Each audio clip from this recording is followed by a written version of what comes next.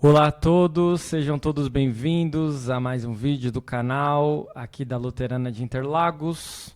Vamos dar prosseguimento ao nosso projeto A Bíblia ao longo do ano. Hoje, com o dia 19 de março, teremos os capítulos 13 a 16 de Josué. Venha, se junte a nós. É um prazer podermos estudar a palavra com você. Iniciando pelo breve resumo dos capítulos.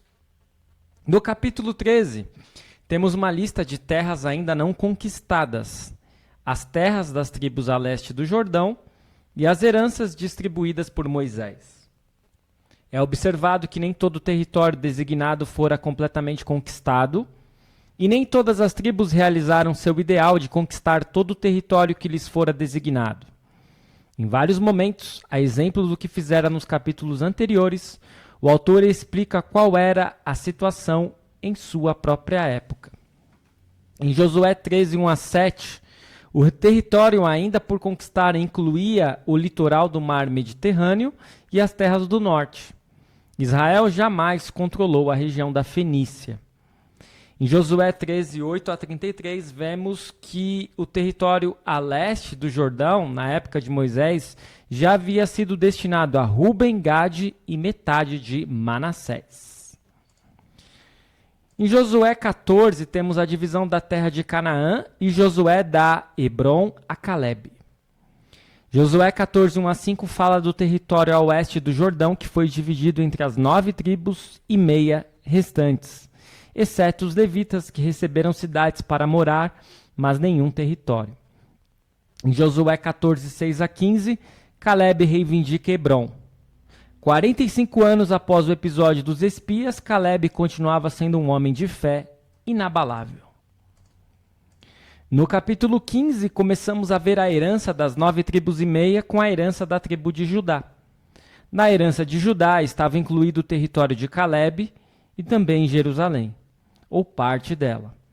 Mas muito tempo depois, na época em que o livro de Josué foi escrito, a cidade ainda não havia sido conquistada.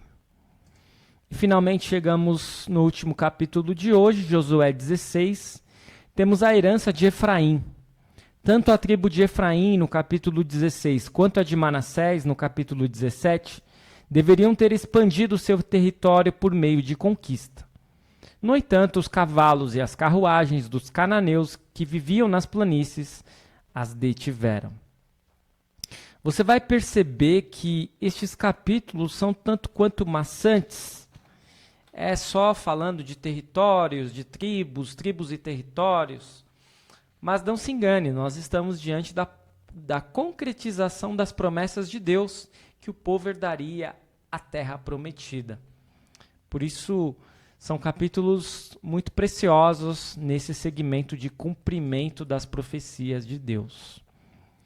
Passando à segunda parte, questões e dúvidas que podem surgir, vamos iniciar por 5 questões. Primeira questão: que personagens ficaram encarregados de distribuir as terras de Canaã? Eleazar, o sacerdote, e Josué, filho de Num, e os chefes das tribos dos filhos de Israel. E estes foram os personagens encarregados de distribuir as terras de Canaã: Josué e Eleazar. Também os chefes das tribos dos filhos de Israel. Questão 2. Como foi feita a divisão de terras? Nós temos a resposta para esta pergunta lá em Josué, capítulo 14, versículo 2, onde nós lemos: a distribuição da herança foi feita por sorteio, como o Senhor havia ordenado por meio de Moisés, a respeito das 9 tribos e meia. Então, vai ser pela vontade de Deus, vai ser por sorteio. Questão 3. Qual foi a origem de Hebron e a quem a cidade foi dada? Hebron é uma cidade que existe ainda hoje lá em Israel, uma cidade importante. E temos a resposta dessa pergunta, qual é a origem de Hebron, dos versículos 13 até 15 de Josué, onde nós lemos: Josué o abençoou e deu a cidade de Hebrom a Calebe, filho de Jefoné, para ser a herança dele. Por isso Hebrom passou a ser de Calebe, filho de Jefoné, o quenezeu, em herança até o dia de hoje, visto que havia perseverado em seguir o Senhor, Deus de Israel. Antes disso, o nome de Hebrom era Kiriat Arba. Este Arba foi o maior homem entre os anaquins, e a terra repousou da guerra. Portanto, a origem de Hebrom está com os anaquins. Antes, Hebrom se chamava Kiriat Arba. Questão 4. O que Calebe prometeu ao homem que conquistasse Hebrom? Temos a resposta em Josué 15, versículos 16 e 17. Normalmente, se prometia a filha de alguém. Vamos ver se foi isso mesmo? Josué 15, 16 e 17, nós lemos. Calebe disse, darei a minha filha Axa por mulher ao homem que atacar e conquistar Kiriat Sefer.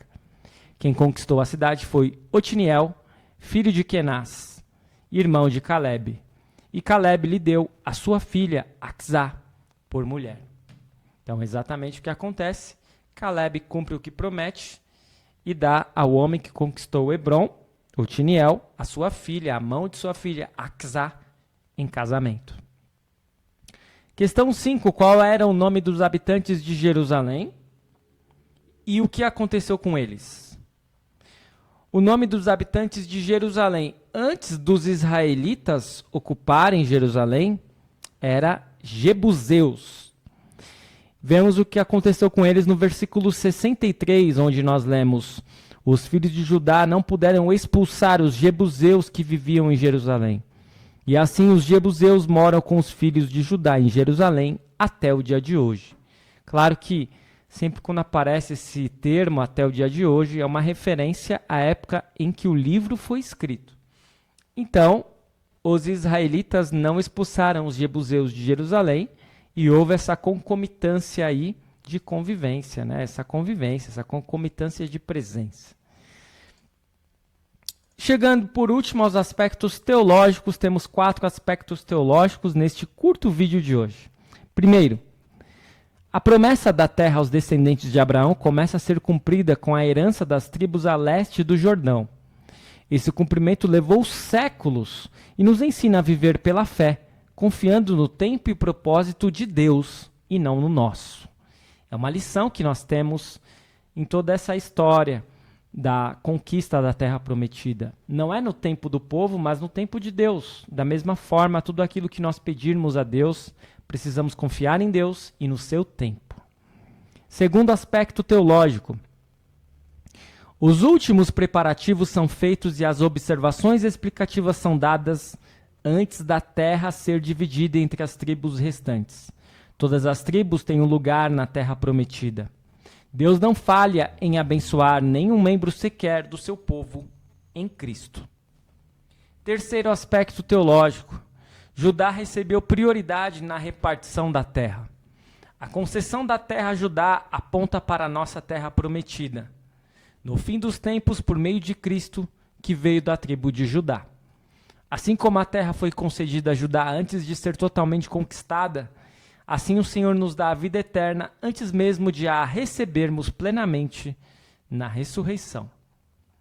E o último aspecto de hoje, o quarto, diz o seguinte: a falha de Efraim em expulsar os cananeus alerta-nos quanto à negligência das nossas batalhas espirituais como cristãos. O Senhor nos equipa para essas batalhas, dando-nos seu espírito e a palavra. A herança de Efraim também nos dá esperança, porque mostra que o Senhor também nos dá esperança em suas promessas, que Ele vai manter as suas promessas a longa duração. O fato de Efraim receber a terra antes de seu irmão enfatiza a graça divina com um povo que não merece. Nós podemos ter a plena certeza de que Deus cumpre todas as suas promessas. Eu espero que este vídeo tenha sido de grande proveito para você. Continue seguindo o nosso canal, curta, comente, compartilhe e ative o sininho de notificações. Muito obrigado por assistir. Amanhã retornamos com mais 4 capítulos do livro de Josué. Fique na paz do Senhor. Até a próxima.